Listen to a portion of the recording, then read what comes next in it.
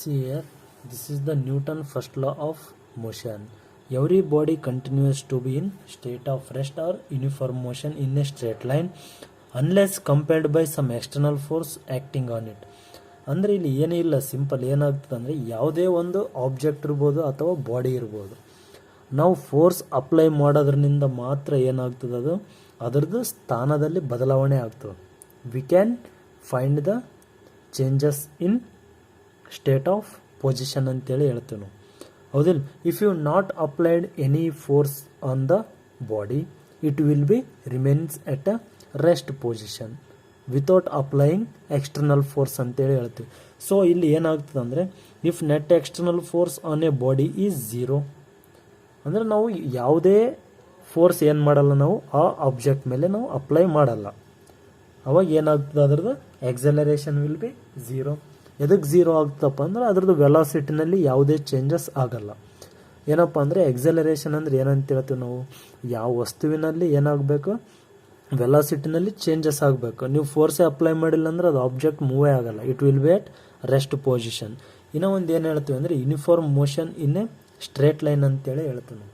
ಒಂದು ಆಬ್ಜೆಕ್ಟ್ ಏನಾಗ್ತಿರ್ಬೇಕು, ಒಂದೇ ಲೈನ್ನಲ್ಲಿ ಮೂವ್ ಆಗ್ತಿರ್ಬೇಕು. ಇಲ್ಲಿ ನೋಡ್ರಿ ಯೂನಿಫಾರ್ಮ್ ಮೋಷನ್, ಹೌದಾ. ನೀವು ಫೋರ್ಸ್ ಅಪ್ಲೈ ಮಾಡಿಲ್ಲ ಅಂದ್ರೆ ಏನಾಗ್ತದೆ, ಅದು ಕಾನ್ಸ್ಟೆಂಟ್ ಸ್ಪೀಡ್ ಅಥವಾ ಕಾನ್ಸ್ಟೆಂಟ್ ವೆಲಾಸಿಟಿನಲ್ಲಿನೇ ಮೂವ್ ಆಗ್ತಿರ್ತದೆ, ಹೌದಾ. ಅದಕ್ಕೆ ಇಲ್ಲಿ ಒಂದು ಎಕ್ಸಾಂಪಲ್ ಏನು ತೊಗೊಂಡಿವಿ ನಾವು ಅಂದರೆ ವೆಲಾಸಿಟಿ ಈಕ್ವಲ್ಸ್ ಟು ಝೀರೋ. ಯಾವಾಗ ವೆಲಾಸಿಟಿ ಈಕ್ವಲ್ಸ್ ಟು ಝೀರೋ ಆಗ್ತದೋ object will not changes unless external force is applied. ನೀವು ಯಾವುದೇ ಎಕ್ಸ್ಟರ್ನಲ್ ಫೋರ್ಸ್ ಅಪ್ಲೈ ಮಾಡಿಲ್ಲ ಅಂದ್ರೆ ಏನಾಗ್ತದೆ, ಅದು ಆಬ್ಜೆಕ್ಟ್ ವಿಲ್ ನಾಟ್ ಚೇಂಜಸ್ ಅಂತೇಳಿ ಹೇಳ್ತೀವಿ ನಾವು. When velocity will be constant ಅಂತಂದರೆ when object will not changes unless net external force is applied.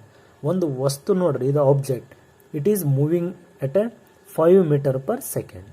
ನೀವು ಫೋರ್ಸ್ ಅಪ್ಲೈ ಮಾಡಿದ್ರೆ ಏನಾಗ್ತದೆ, 5, 6, 7, 8 ಈ ಥರ ಚೇಂಜಸ್ ಆಗ್ತದೆ.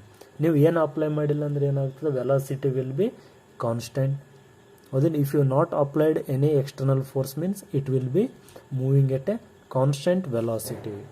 ಇದನ್ನ ಏನಂತ ಹೇಳ್ತೀವಿ ನಾವು ಅಂದರೆ inertia of rest. Inertia of rest ಅಂತಂದರೆ ಇಲ್ಲಿ ನೋಡ್ರಿ, it is the resistance of a body to changes its state of rest unless acted upon by an some external force.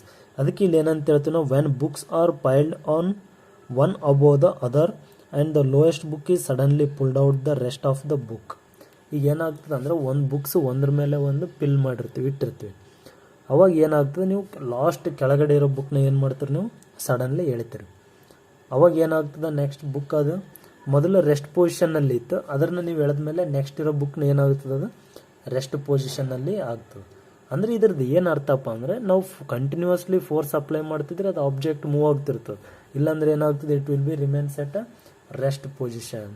ಅದಕ್ಕೆ ಇಲ್ಲಿ ನೋಡ್ರಿ, ಇವೆಲ್ಲ ಡೈಲಿ ಎಕ್ಸಾಂಪಲ್ಸ್, ಹೌದಿಲ್ಲ. ಇಲ್ಲಿ ನೋಡ್ರಿ, inertia of direction, a body ability to resistance change in its motion direction. ಹೆಂಗಪ್ಪ ಅಂದರೆ when a moving bus takes a short turn at a circular path. ಅಂದರೆ ಏನಾಗ್ತಿರ್ತದೆ, ಒಂದು ಮೂವಿಂಗ್ ಬಸ್ ನೋಡ್ರಿ ಒಂದು ಸರ್ಕಲ್ನಲ್ಲಿ ಮೂವ್ ಆಗ್ತಿರ್ತದೆ, circular path. This is the circular path, the bus is moving in this direction, ಹೌದಾ. ಅದು ನೋಡ್ರಿ, ಬಸ್ ಇಲ್ಲಿ right side bus suddenly turn ಅದ, ನಾವು ಯಾವ ಸೈಡ್ ಹೋಗ್ತೀವಿ, ಲೆಫ್ಟ್ ಸೈಡ್ ಹೋಗ್ತೀವಿ. ಅಂದ್ರೆ ಏನರ್ಥ, ಇದು ಅಪೋಸಿಟ್ ಡೈರೆಕ್ಷನ್, ಅದನ್ನೇ ಕೊಟ್ಟಾರ ನೋಡ್ರಿ.